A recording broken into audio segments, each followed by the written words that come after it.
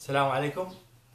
اليوم نريد نحكي على طائر الحبار. الكثير يسمع بطائر الحبار وصيد طائر الحبار بالعراق، والعراق يتميز البيئة مالته، البيئة الصحراوية مالته تتميز بكثرة طائر الحبار وجودة نوعيته المقاومة للأمراض الموجودة. حتى بعض الخليجيين يجون هنا يصيدون هذا الطائر.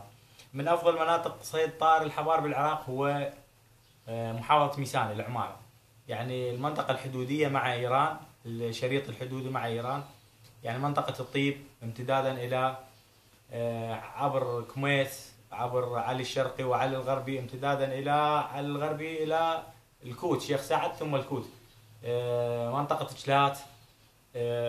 هذا طائر الحبار. هاي طبعا هسه بعمر، إذا تقربها أبو تقى شوي، هاي هسه بعمر السنة تقريبا، تكون صغيرة.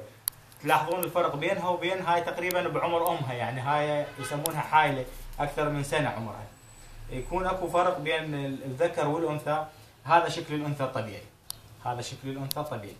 شكل الذكر أبو تقى قرب لا قربها هي، ارجع بالزوم، قربها هي نفس التليفون قرب. الذكر يكون هذا الريش الأسود بيه، ولكن يكثر أكثر بعد، يطلع خارج جسده هذا اللون الابيض والاسود، ويكون شكله اجمل. هسه لما نلاحظ هي تقريبا تشبه بشكلها الخارجي وطريقه تصرفاتها التركي اللي هو الفسيفس احنا نسميه. تعتاش هذا يعتاش هذا الطائر على اغلبه على الديدان، يعني كونه موجود بتلك المناطق. واكو بعض الاعشاب الصغيره، عفوا بعض النباتات الصغيره مثل الطحمه والعاقول والزور. فدائما تحت هاي الاشجار يكون النمل الفارسي، النمل الاسود الكبار، وبعض الجراد وبعض الحشرات الموجوده بالبيئه الصحراويه. من الافكار الموجوده عند الصيادين او عند الناس اللي يعرفون بهذا الجانب، انه هاي الطيره هي الصقر يصيدها، ولكن هي عندها آلية دفاعية ضد الصقر، واللي هي الضرق مالتها.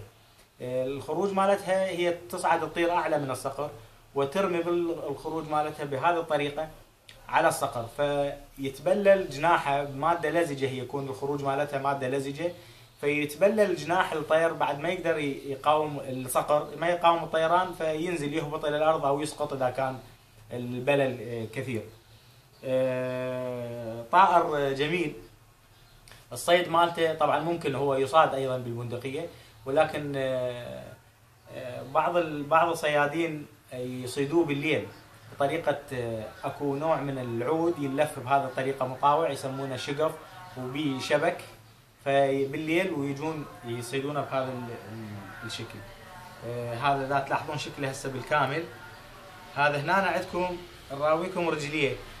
هاي الطيره ابو تقى تقرب، كونها صحراويه، اذا تلاحظون رجليها شوف مثل رجلين الجمل، اصابع قصيره لان ما تحتاج الاصابع الطويله، وبيها هاي المنطقه الترفه، لانه تمشي على الرمال، فتكون رجلها عريضه بهذا الشكل، هي عريضه ولكن صغيره الحجم. هاي يعني لانه لزمتها فيسقط من عندها بعض الريش.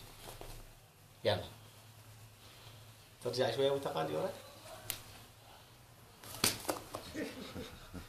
ما تخوف طبعا، هي رغم هيك تسوي بس ما تخوف. شكل راسها وشكل رقبتها بعض تصرفاتها ايضا تشبه النعامه. طائر جميل. شكرا.